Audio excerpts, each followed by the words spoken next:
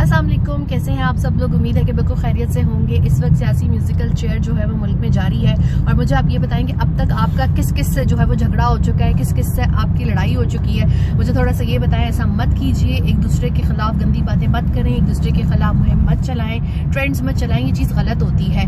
हम सबको जमहूरियत को सपोर्ट करना चाहिए और मैं भी जमहूरियत को सपोर्ट कर रही हूँ।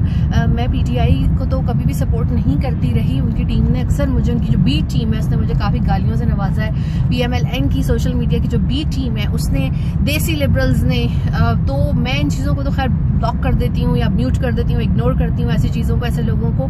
लेकिन इस वक्त ये मौका है कि सब जमहूरियत के लिए जो है वो अपनी आवाज़ उठाएं। इस मुल्क में जमहूरियत चलनी चाहिए। वज़ीर आज़म को 5 साल पूरे करने चाहिए, जमहूरियत को 5 साल पूरे करने चाहिए, पार्लियामान को 5 साल पूरे करने चाहिए। बहुत हो गया ये तमाशा। और जो लोग यहाँ पर डिवाइड पैदा कर रहे हैं फौज और आवाम के दरमियान, उनके ऊपर नजर रखें। इंडिया की तरफ से ये मुहिम बहुत ज्यादा चल रही है। इसके अलावा सोशल मीडिया के ऊपर ऐसे अकाउंट्स जो हैं वो PTI के बन के जो है वो फौज के खिलाफ चीजें लिख रहे हैं। ऐसी चीजों को पॉइंट आउट कीजिए, देखिए कि आप किसी साजिश का हिस्सा तो नहीं बन रहे।